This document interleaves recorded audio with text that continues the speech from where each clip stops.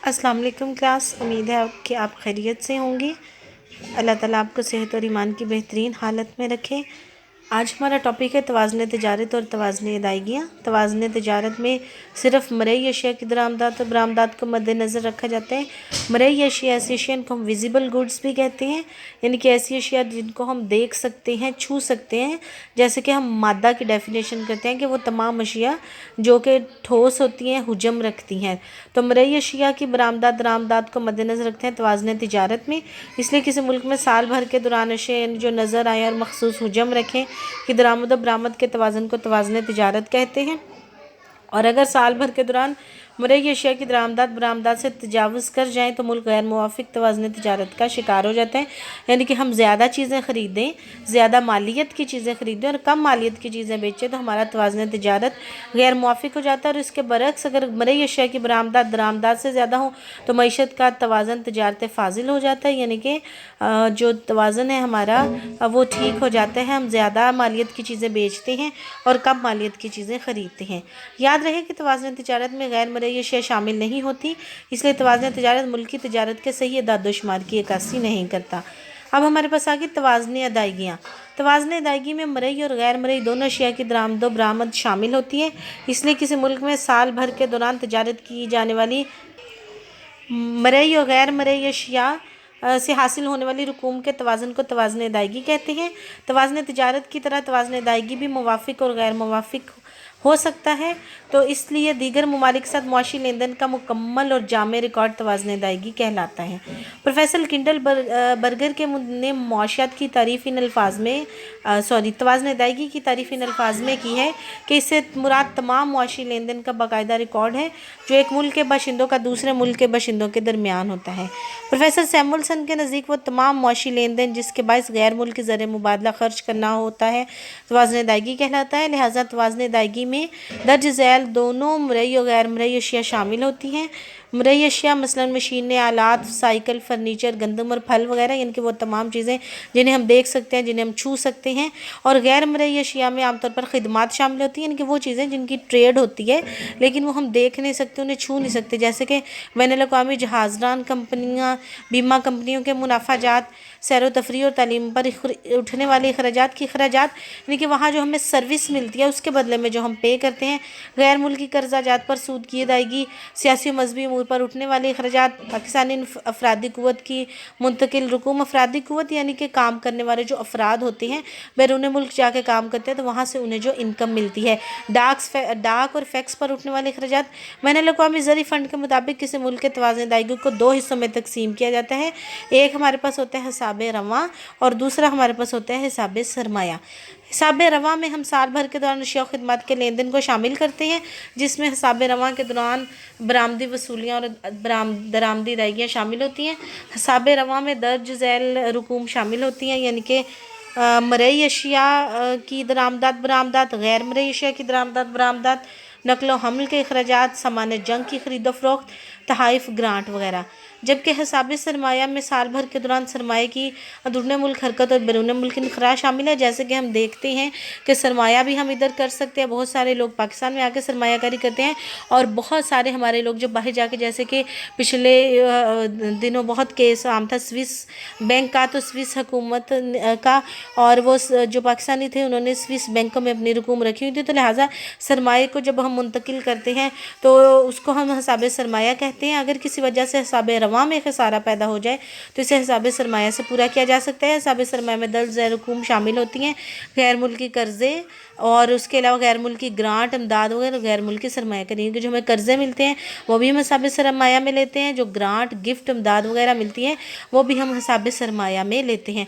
तो ये हमारे पास आ गया हिसाब रवां और हिसाब सरमाया क्या है। अब हम देखते हैं कि ग्लोबलाइजेशन से क्या मुराद है।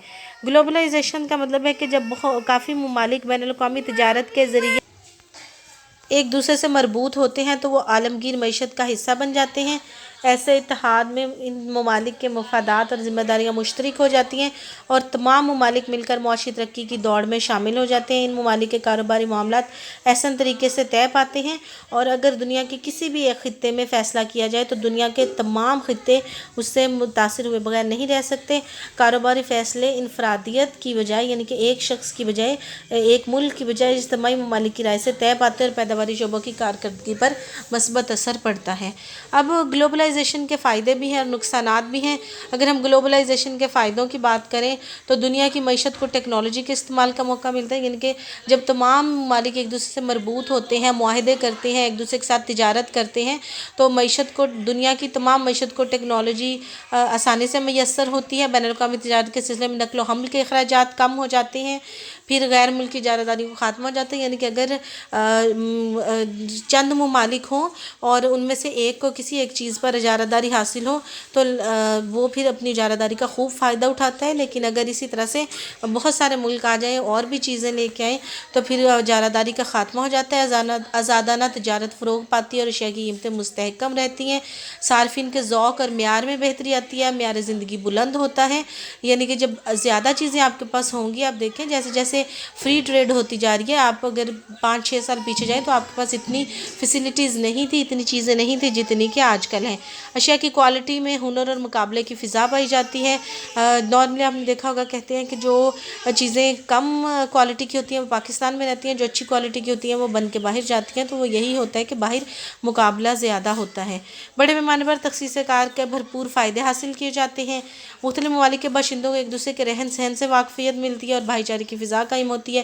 ٹریڈ کرتے ہیں، جب جو ایکسپورٹرز ہوتے ہیں، امپورٹرز ہوتے ہیں، وہ دوسرے ممالک کے جا کے وزٹ کرتے ہیں، وہاں معاہدے کرتے ہیں، تو پھر جو ہے وہ ان تجارت کے علاوہ جو ہماری لیبر ہوتی ہے ان کے بھی معاہدے ہوتے ہیں، جیسے کہ اکثر آپ سنتے ہیں کہ سعودی عرب نے اتنی زیادہ نوکریاں نکال دی اور اتنے پاکستانی لوگوں کو ویزے جاری کرنے کا کہہ دیا، ٹرکی نے کہہ دیا۔ اس طرح سے کافی زیادہ جو اس کے بھائی چارے کی فضا قائم ہوتی ہے۔ تحقیق، تجربہ اور علمی جو ہمارا میدان ہے، نئی تبدیلیاں رونما ہوتی ہیں اور جدت ترازی کے باعث ترقیاتی کام تیز رفتار ہو جاتے ہیں، یعنی کہ جدید طریقہ پیدائش۔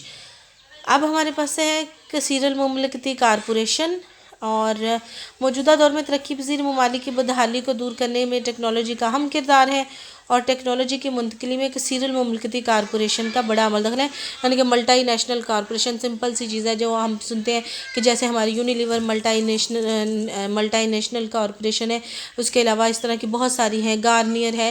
مطلب یہ اس کا ملٹی نیشن کا مطلب ہوتا ہے کہ کسی ایک ملک کی وہ پروڈکٹ ہوتی ہے، جیسے کوکا کولا ہے تو ایک ملک کی وہ پروڈکٹ ہوتی ہے، لیکن اس کی برانچز جو ہیں وہ دوسرے ممالک میں بھی بنائی جاتی ہیں اور وہاں وہ سرو کر رہے ہوتے ہیں، تو وہ ملٹی نیشنل ہوتی ہے۔ یہ کارپوریشن ترقی پذیر ممالک میں اپنے ذیلی ادارے، یعنی کہ اپنی برانچز کھول کر میزبان ملک کو اپنا کاروبار کرنے کی اجازت دیتی ہیں، جس کی وجہ سے علم، فنون، مہارت اور آجرانہ مہارت دوسرے ممالک میں منتقل ہو جاتی ہیں۔ عام طور پر کثیر المملکتی کارپوریشنز کا ترقی پذیر ممالک کی طرف رجحان ٹیرف کی پابندیاں عائد کرنے کی وجہ سے ہوتا ہے، اور ٹیرف کی وجہ سے، یعنی کہ اگر امپورٹ پہ زیادہ ڈیوٹی عائد ہو جائے تو اس لیے وہ اپنا سرمایہ ہی شفٹ کر لیتی ہیں دوسرے ملک میں، وہیں بجائے اس کے کہ چیز اس ملک کو بیچیں، وہ چیز اسی ملک میں تیار کر کے دے دیتی ہیں۔ اس وجہ سے کارپوریشنز کی برآمدات میں کمی واقع ہو جاتی ہے، تو جس سے ان کے منافع جات بڑھ جاتا ہے۔ کثیر المملکتی کارپوریشنز کے قیام سے ترقی پذیر ممالک میں درج ذیل فوائد حاصل کیے جاتے ہیں۔ اور اب ہم دیکھتے ہیں کہ کثیر المملکتی کارپوریشنز کے قیام سے ترقی پذیر ممالک میں کون سے فوائد حاصل ہوتے ہیں۔ سب سے پہلے تو یہ ہے کہ ترقی پذیر ممالک میں جدید ٹیکنالوجی منتقل ہو جاتی ہے، یعنی کہ جو کثیر المملکتی کارپوریشنز ہوتی ہیں وہ جب ترقی پذیر ممالک میں اپنی برانچز کھولتی ہیں تو وہاں وہ اپنی مشینری اور نئی چیزیں لے کے آتی ہیں، جس کی وجہ سے نئی ٹیکنالوجی منتقل ہو جاتی ہے۔ میزبان ممالک کی پیداوار بڑھتی ہے اور اشیاء کا معیار بہتر ہو جاتا ہے، یعنی کہ جن ممالک میں یہ کارپوریشنز قائم ہوتی ہیں وہاں اشیاء کا معیار بہتر ہو جاتا ہے، مزدوروں کی اجرتیں اور تنخواہیں بڑھ جاتی ہیں، اور پھر بے روزگاری کم ہوتی ہے۔ جب بے روزگاری کم ہوتی ہے تو اس کی وجہ سے کئی دوسری جو مسائل ہوتے ہیں وہ ختم ہو جاتے ہیں۔ ان کارپوریشنز کی وجہ سے ملک میں مقابلے کی فضا قائم ہو جاتی ہے، یعنی کہ جو کثیر المملکتی کارپوریشنز ہوتی ہیں وہ تو کرتی ہی ہیں کام، لیکن جو ملک میں موجودہ دوسری فرم ہوتی ہیں، صنعتیں ہوتی ہیں، وہ بھی کوشش کرتی ہیں کہ ان کے مطابق ہم اشیاء پیدا کریں۔ مزدوروں کی استعداد کار میں اضافہ ہو جاتا ہے، ان کی قوت خرید بڑھ جاتی ہے۔